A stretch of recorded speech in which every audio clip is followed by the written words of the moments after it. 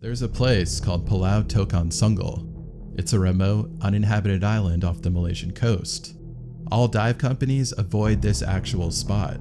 That's because it has brutal currents, unpredictable conditions, and a history of people dying there. But one company wanted to give a vacationing family the experience of a lifetime. Instead, they led them straight into a twisted nightmare, and not everyone made it out alive. Pulau Tokan Racket is a place that divers usually just never go to because it's kind of just a rock that's exposed in the middle of the ocean, and the water surrounding it has riptides and channel currents that can pull you out into very deep water. The deaths that have happened there are kind of kept under wraps. All of it is buried and off the record. The stories that do pass through are very brutal. Stories of divers getting dragged miles out into the open sea and never found again. Others are recovered in pieces, and locals say that what happens there doesn't happen anywhere else in the world. It's a very unique spot, but not in a good way. But the group, they didn't know that. The resort pitched it as an untouched dive site, something that was very special and off the map. So if you thought Pulau Tokan Racket was bad, Pulau Tokan Sungal is even worse. It has stronger currents, and it also has a circular surge that wraps around the tiny deserted island. It's a place that should be permanently closed, but it's not, because dive companies still want to sell an adventure and make extra profits. The Chester's family lived in Kuala Lumpur. Adrian worked for a Shell oil company, and his wife Andrea was Dutch. They had 2 kids, Haley and 13-year-old Nathan. They were a tight-knit family, and Nathan was at that age where he really liked to explore and try new things. In April 2022, they decided to book a trip to the Sea Gypsy Resort on Cebu Island. And their whole plan was just to relax, hang out, have fun, make some memories, and of course, go diving. Adrian and Nathan were taking their PADI Advanced Open Water course. They had already done their beginner course with instructor Christine Grodum. She was a really cool Norwegian diver who worked with the resort. One other diver was going to join them, and that was 18-year-old Alexia Molina, and she was French. The first dive that the resort had planned for them was at Pulau Tokan Racket, and the second dive was at Pulau Tokan Sungal. It's April 6th, and the group boarded the boat in good spirits and set out for their first dive site. The ride was pretty calm and uneventful, and it didn't take much to remember how alone they were. There was no boat traffic, no backup, and no noise. Just open sea in every direction. The first dive of the day at Pulau Tokan Racket went pretty smoothly. Adrian was happy with it, and him and Nathan completed their deep dive without any issues. The current was strong though. Even though they were able to handle it, they thought that was going to be the worst of the entire trip.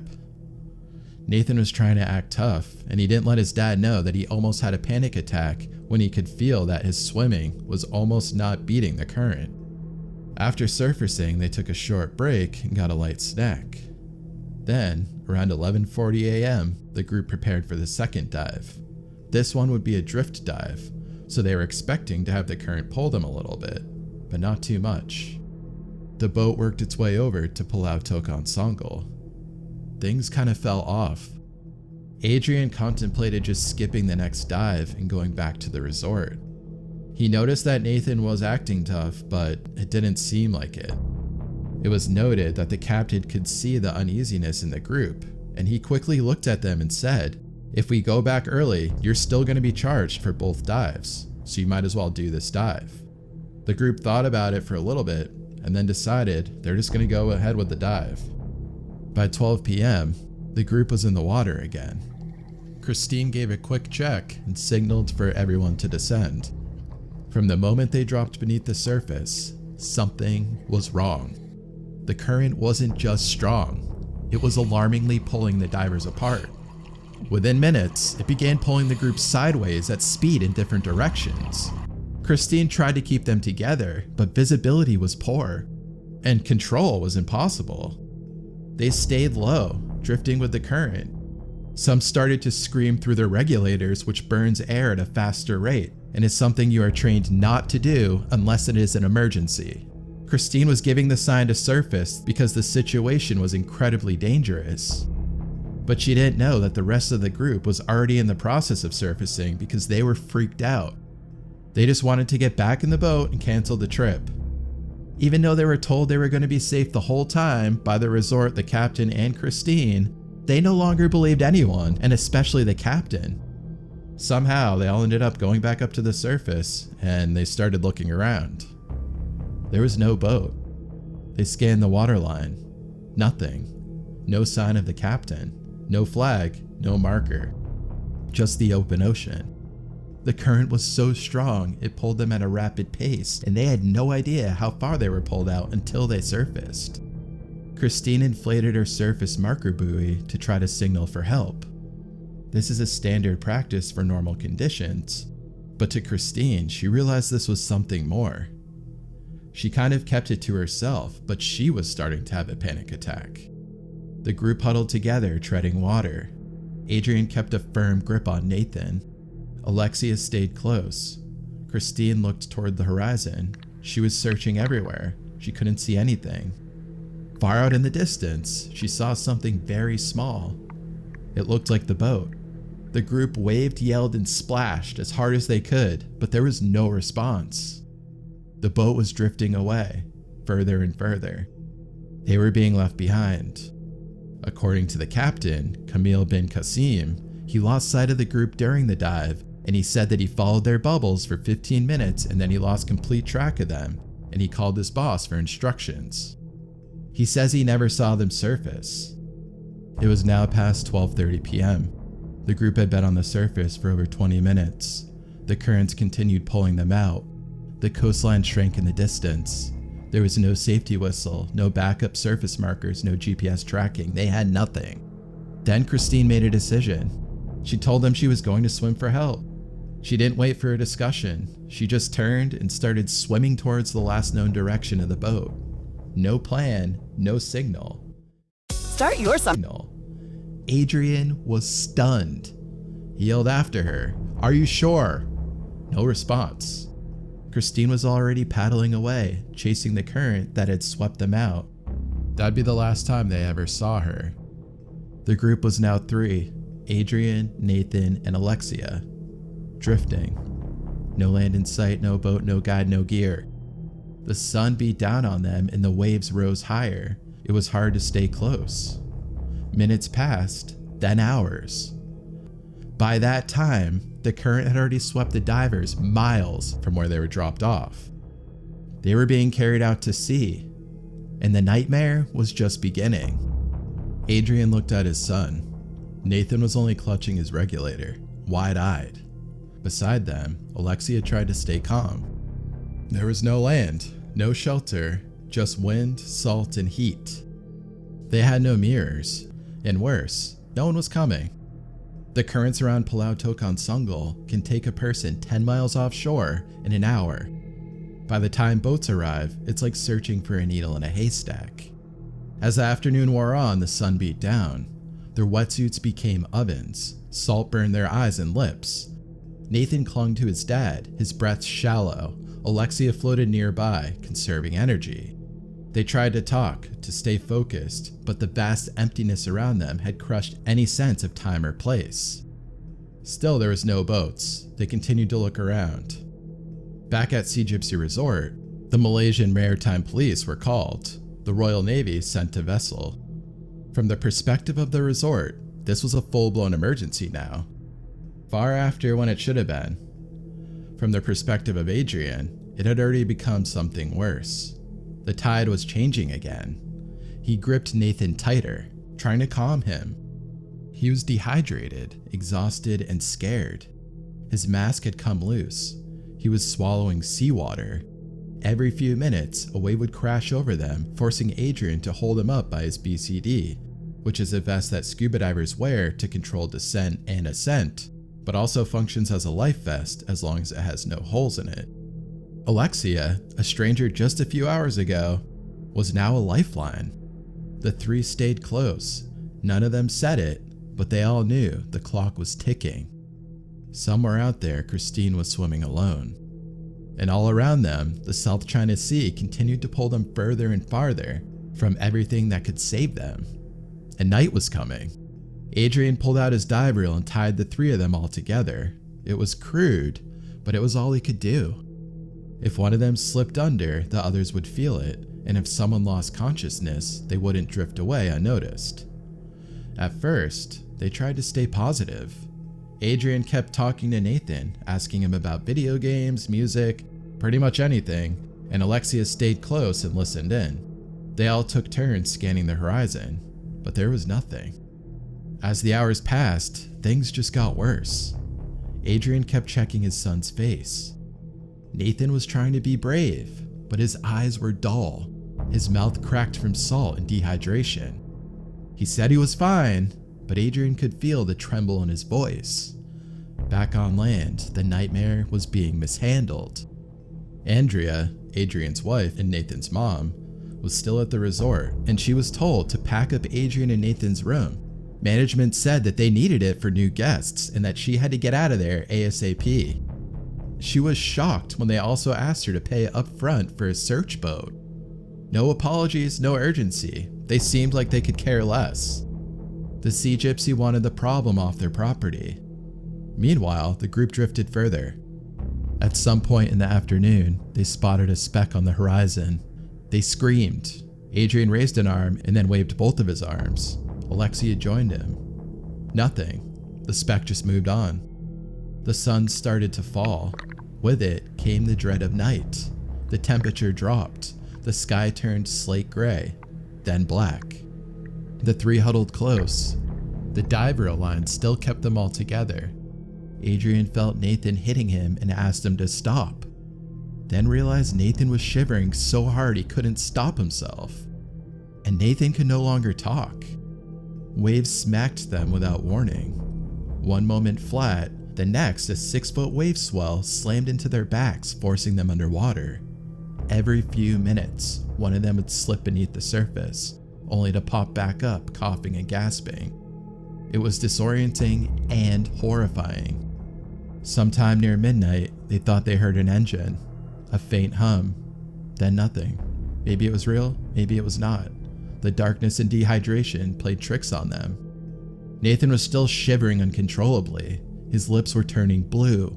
He tried to speak, but nothing came out. Adrian forced himself to stay awake, to keep talking, to keep his son alert. Every time Nathan nodded off, Adrian shook him gently. "Stay with me," he said. "You're doing great." The seconds stretched into hours. At this point, Alexia stopped speaking. Her breath slowed. Adrian reached out and gripped her shoulder. He asked her if she was okay. She opened an eye and then closed it. The group was still drifting, still waiting. Morning was hours away, and no one knew where they were.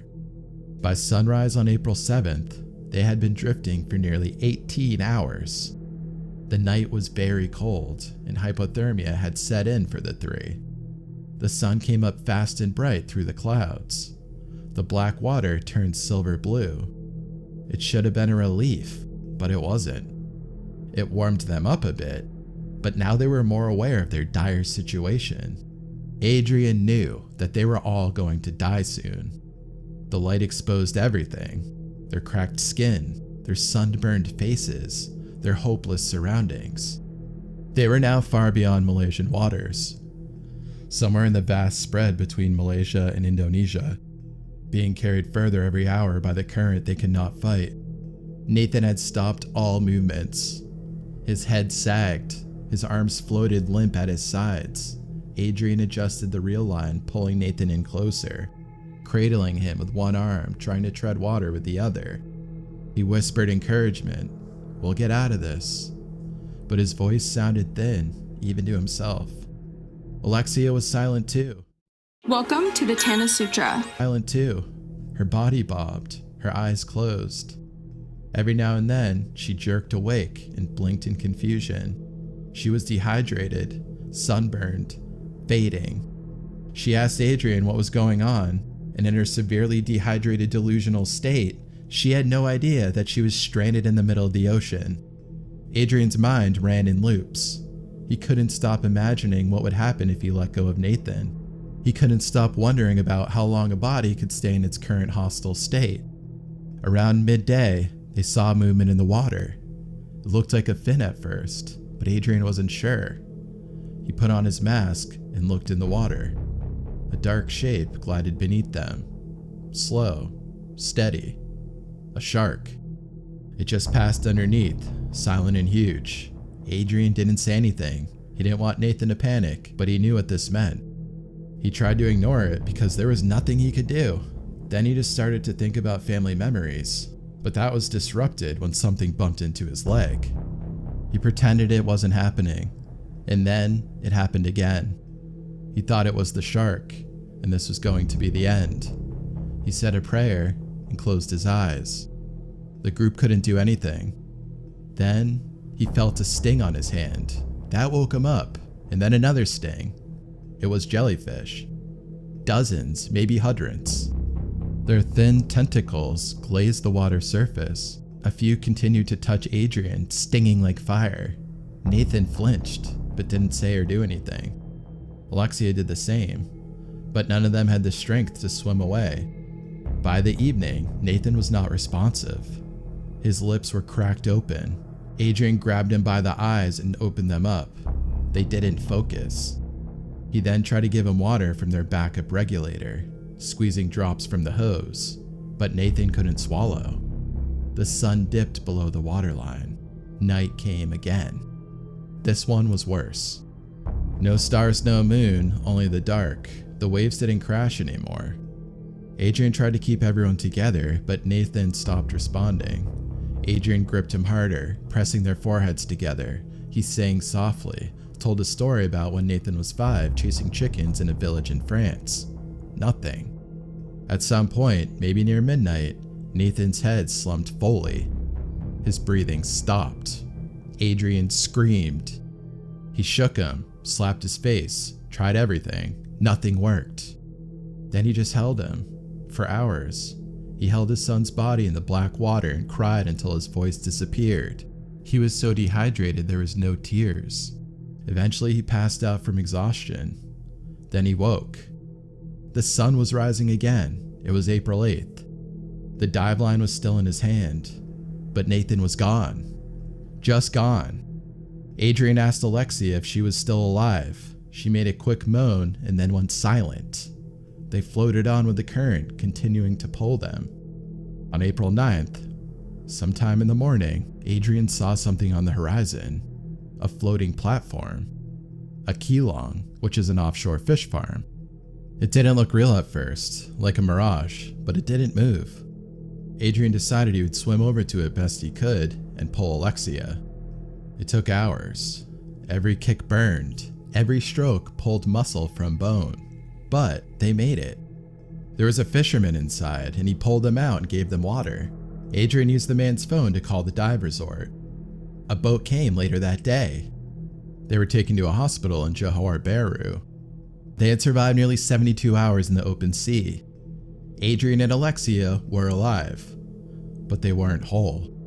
At the hospital, Adrian and Alexia were treated for dehydration, hypothermia, sun exposure, and psychological trauma.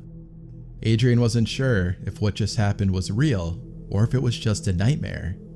He kept having flashes of Nathan in his arms while in the Black Sea. The doctors asked Adrian questions, but he couldn't speak. He was unable to process reality, and as a result, his brain could not stitch together a sentence. Some words eventually came out, but they made no sense. The doctors thought the dehydration caused him brain damage. Andrea and Haley were waiting, but Nathan wasn't with them. No one had to ask. Adrian's face told them everything. His body had slipped beneath the surface sometime during the second night. Adrian had held him for hours, but when he woke, the rope he had tied around him was slack. In the days that followed, Sea Gypsy Resort offered no apology, no answers, no accountability. Instead, they told Andrea to pay for the boat that had rescued Adrian. It cost $8,000. The resort suggested that she could submit the receipt to Shell Oil Company, Adrian's employer, for reimbursement. They didn't ask how Nathan died. They didn't ask what went wrong. They just asked Andrea for the room keys. Eventually, Adrian and Andrea filed a lawsuit. It wasn't about the money for them. It was about the truth, about making sure this couldn't happen again. The lawsuit named Sea Gypsy resort manager Richard Wills, the boat captain Camille Ben Kassim, and instructor Christine Grote. Bro, the level just... It accused them of gross negligence, failure to provide proper equipment, and ignoring multiple critical safety protocols. Sea Gypsy denied everything. They said Christine wasn't their employee, just a contractor. They said she bore all the responsibility for what happened. They used emails signed with the resort's name and address as proof that she wasn't officially theirs. They then blamed Adrian and Nathan. They said diving was an extreme sport and that Adrian had signed a waiver, that Nathan was too inexperienced for the course, that neither of them brought their own safety whistles or gear. They called it contributory negligence. As if Adrian, the man who kept his son alive for 48 hours in the open sea, was the one at fault. They also defended the boat captain. He'd been hired to work there a week before. He had no diving experience. He didn't speak English. He didn't know how to use GPS. He was later found to have substances in his system during the trip. But the Sea Gypsy insisted they had done nothing wrong. They said the captain tried to follow the bubbles and that he searched for as long as he could. They admitted he lost sight of the divers, but claimed it wasn't his fault. Malaysian authorities fined the resort about $1,000 for not having enough crew on the boat. That was the extent of the penalty. Adrian and Andrea were left to pay for their own rescue. The lawsuit laid out the full extent of the resort's failures.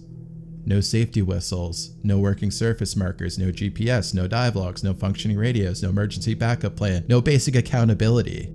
The kind of negligence you'd expect in a disaster movie, not from a certified PADI resort.